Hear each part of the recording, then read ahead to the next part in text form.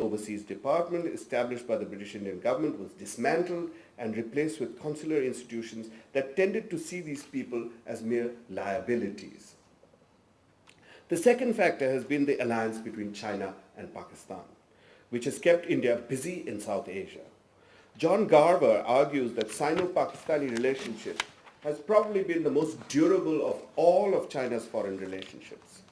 Pakistan has been the recipient of covert nuclear technology from China, is the largest recipient of Chinese military aid. Moreover, China had supported insurrectionary movements in India through the Cultural Revolution. And so on, you can see that. The PRC strategy towards Asia during the Maoist period was scarcely consistently successful, but it demonstrated considerable vision and initiative to keep China as a major player while containing its competitors in the region, namely India and the Soviet Union. We have already considered the Chinese role in South Asia. In Southeast Asia, China had sought to lead one or another group of nations, giving it some leverage in the superpower game. In the early 50s, China intervened in the Vietnam War, took a leading role in the 54 Geneva peace negotiations, and built a successful relationship with Indonesia, Burma, and revolutionary movements in the area. Although its status reached a nadir in the Cultural Revolution, it has recovered since the early 1970s. It built a relationship with the US and gained recognition from Thailand and Philippines. It conducted what we might call a foreign policy of walking on two legs, Panchashila in state-to-state relations and revolutionary support in party-to-party relations. By the selective application of the two legs of revolutionary activities and support for regimes, China succeeded in becoming a major world player even before the Deng Xiaoping era. Now we come to the Asia after Deng Xiaoping. As is well known, the ascendancy of Deng Xiaoping in Chinese politics led to a sea change in Chinese foreign relations as well. Over the 1980s, the support of revolutionary movements in other countries was given up. A series of bilateral negotiations were initiated to ease border and political tensions, and the focus turned to trade and investment. Not only has this led to significant reduction of fears about the Chinese threat over most of Asia, it inspired the Indians to respond and learn from the Chinese experience. Like the rest of Asia, India too has now become economically invested in the peaceful rise of China. There are two dimensions of this new historical chapter that appear to be significant to me. The first concerns the manner in which China has sought to resolve political friction. The watchword seems to be de-link. Set aside presently insoluble issues and work on fronts that promote trade and other exchanges. While China has used this approach towards several countries, it has been particularly dramatic in the Indian case. Although China had made occasional overtures to improve relations with India after the Tiananmen incident of 1989, Beijing intensified its efforts to reduce its international isolation by courting countries like India. The rapprochement entailed, first of all, delinking the Sino-Pakistan and the Sino-Indian relationships. India gained a small victory in the 1990s when China refused to back Pakistan in internationalizing the Kashmir problem by insisting on the UN declaration of Kashmiri plebiscite as the starting point of negotiations.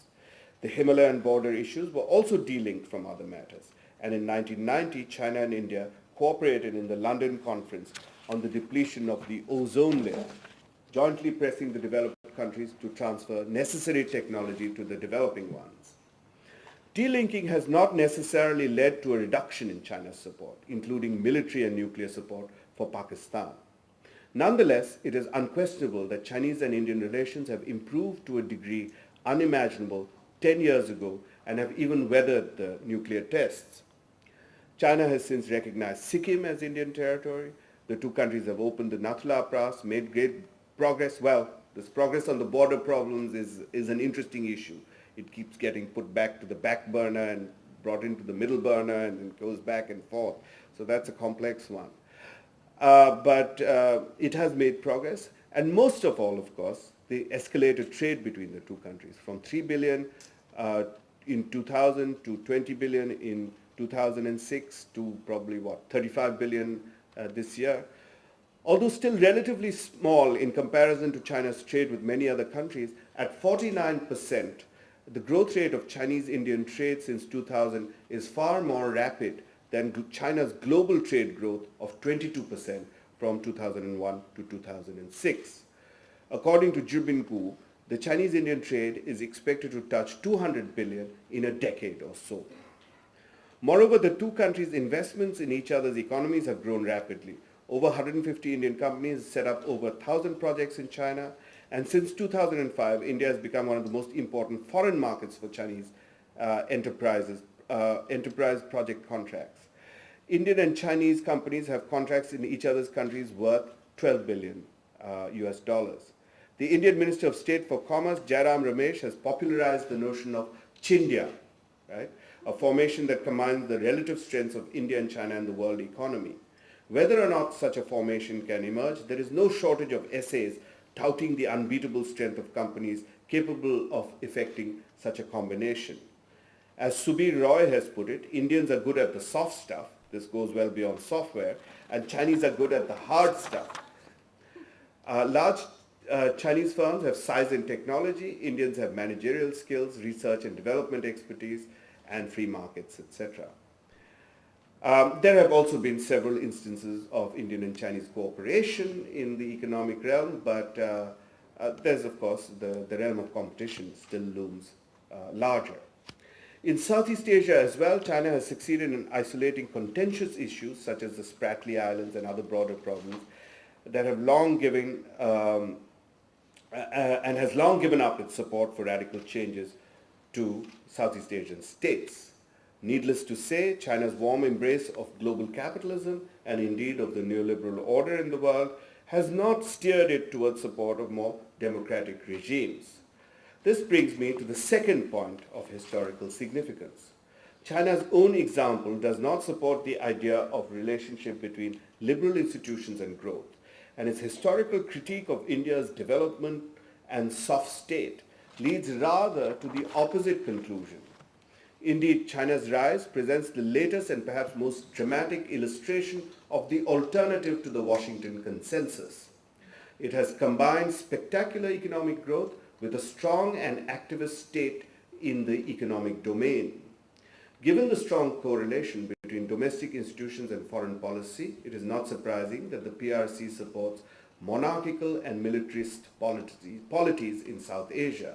This is also consistent with the emphasis on pursuing state-to-state relations on the basis of the five principles. Then I spent a lot of time discussing the present situation, not the present, but the recent attitudes towards Burma among the Chinese and the Chinese investment and its political attitudes of non-interference within the Burmese polity and therefore support of the Burmese regime, the junta. And I try to show how India now, also having learned from the Chinese in many respects and having been inspired, has decided to, of course, to join the game. And because until recently, Indian realpolitik was justified by its democratic values. In the cases of Bangladesh, Sri Lanka, Burma, and even Nepal and Sikkim, Indian officials claim to be responding to calls by democratic groups in those countries to aid them in resisting authoritarian or military suppression. India's claim has not necessarily enhanced its role as champion of democracy, nor has it gained any fracking about face in recent Indian foreign policy may be seen in Burma. In response to the growing Chinese presence in Burma, the Indian position has changed dramatically. Through the 1990s, India developed a dual policy of dealing with the military junta, particularly on matters regarding insurgent movements along the Indo-Burmese border. But it also saw fit to award the prestigious Nehru Peace Prize to Aung San Suu Kyi. But since the early 2000s, and particularly following upon General Than Shui's visit to India in 2004, India has followed China's policy of strict non-interference in internal Burmese matters.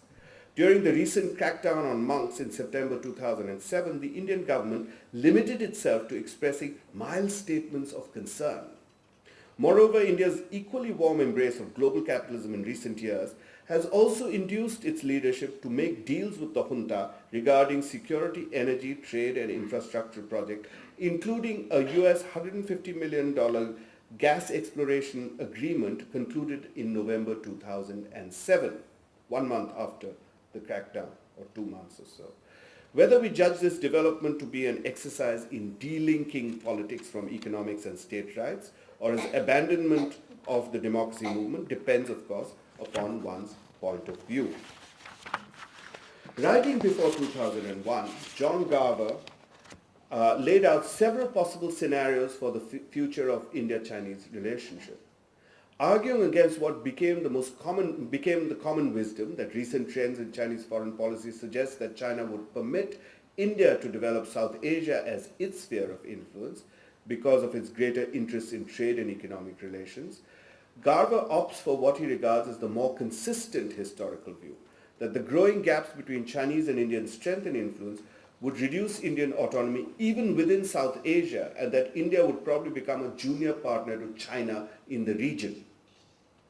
The impact of September, and this might have happened, the impact of September 11 and the train of conflicts that erupted in its wake, as well as the robust economic development in India in recent years, would seem to make that proposition rather more dubious at the present. After decades of isolating India and engaging in what the Rudolphs call offshore balancing in South Asia, the US administration has now selected India to become a strategic partner, and the two are considering a civilian nuclear deal of gigantic proportions. It seems clear that among other goals, the United States and Japan seek to develop India as a counterweight to China. Never in the history of the Republic of India has India had more propitious international circumstances. But in the long run, China will be much more important to India's economic and regional interests than any other nation.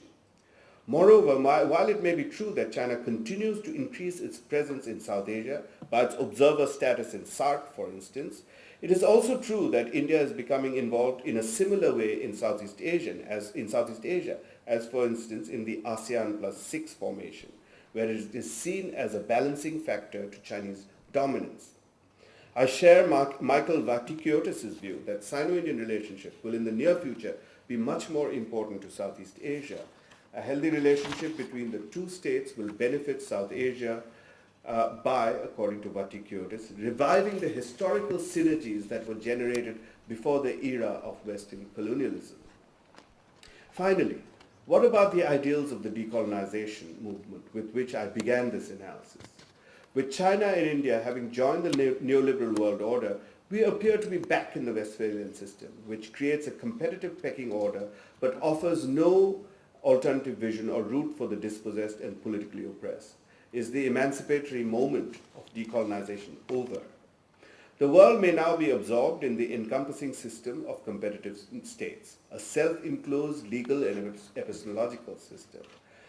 But challenges emerge from the crevices of the system, from the many open wounds within it, and from the very technological and information circulation that generated the nation state, and which the nation state itself was designed to control to its advantage. These challenges are linked to the decolonization movement, the emancipatory vision of which had integrated alternative historical traditions with social justice. Frantz Fanon and Jalal Ali Ahmed are reminders that Islamism stems from roots that are as radical as they are religious. A report from The Economist of November 3, 1955, entitled Mao and the Muslim World, expressed fears that the Chinese communists were banding together and creating a common agenda with Muslim anti-colonial movements across the Middle East. Who could have predicted which one would survive? Historians recognize that no system is so closed that it cannot present opportunities for change. The push of the multitude against borders of all kinds in search of opportunity and justice, new types of cross-border alliances supervening state-to-state relations, the disaggregation of state functions and regulatory regimes, and the new kinds of transnational cultural and political allegiances will provide these opportunities just as much as they create problems. Will not the very participation of these populous societies with capacious traditions make a difference? Let me conclude with some observations on modern historical innovations that China has generated as a way to point to some future possibilities. Under the Manchu or Qing dynasty, the Qing Empire may have been seen to have been a multi-political formation, a confederation of Mongols, Tibetans, Muslims, and Han elites under Manchu lordship. A little known fact of the 1911 Republican Revolution in China is that this imperial confederation was successfully converted by a group of intellectuals and politicians into one of the first multinational republics in the world, the Republic of Five Nationalities, which preceded the Soviet state by 5 years. To be sure, it was treated as a mere political strategy by many Han Chinese leaders from the Chinese core, but it resulted in a political reality with significant consequences and responsibilities for China's vast peripheral areas and people today. In many ways, the core periphery problem encountered by nation builders at the beginning of the 20th century remains with China. At the same time, the PRC government has made effective use of the multinational structure of governance, not only among minorities, but also with regard to different societies like Hong Kong and Macau. Perhaps it can stretch this and other hybrid concepts to incorporate different communities of Chinese, but also new types of cross-border communities emerging from globalization. In recent decades, the societies of South Asia have witnessed an expansion in the role of civil society. New modes of public-private partnerships, grassroots innovations in microfinance and local governance, transnational social capitalism, targeting the base of the social pyramid, cyber-based development, and sprouts of international civil society are flourishing in several of these societies. Can the ideals of decolonization movement be found once again in these developments? Thank you. Just about right. Brilliant as usual. I just have two related questions. Yeah. I don't know if you noticed Ho Yip's paper in which he directly mentions this Sam Huntington's original thesis that led to the clash of civilizations. In his original essay, in 1993. I missed the paper, I'm sorry. Which preceded the clash of civilizations essay. He hypothesized the Muslim and Chinese civilizations would join against the Join West. hands. So that references your citation of the famous Mao and the Muslim world essay. Yeah. So I'm just wondering if even your discussions of India-China synthesis also picks up on these sort of civilizational motifs coming together, when so much of this conference has contested those boundaries and suggested that we're not really looking at entirely different civilizations, that the history of inter-Asian connections between China and India, China and this Muslim world, have been overlapping and melding and interacting, and etc. And so to suggest today that we're now again looking at civilizational issues rather than nationalist and nation-state issues, I think might be a little bit dangerous, to say the least. And then finally, related to that, of course, the KMT creation of the five nationalities, inspired by nationals, was repudiated by them, particularly Zhang Jieshi, as you well know. And when it was picked up by the communists, it was clearly not for ideological reasons, but for strategic survival of those regions. And it's a legacy that they'd probably like to do away with. Should I answer? Yeah, okay. The last two questions I think are important ones. I don't think, I'm going to try not to be defensive, but I don't think I was suggesting that these are actually, that I'm talking about them as civilizational entities. The reason that this paper is so much sort of IR type of paper is that I do see them as state actors that do also project certain visions of themselves as civilizational entities, which becomes a very important part, I think, of self-formation, certainly of a lot of elites and so on. On the other hand, I can see how using those categories, I mean, it's so hard for us to get out of that language, right? I mean, the moment you start saying India and China and you start referencing their self-conception as civilization, you also participate in that categories. And I do think it's important then that we devise other languages to talk about this. But my goal is mainly to see how these states sort of deal with their own historical ideology, their own self-perception, and sort of engage in a sort of political control over the area. Your third question? Nationalities. Oh, yeah.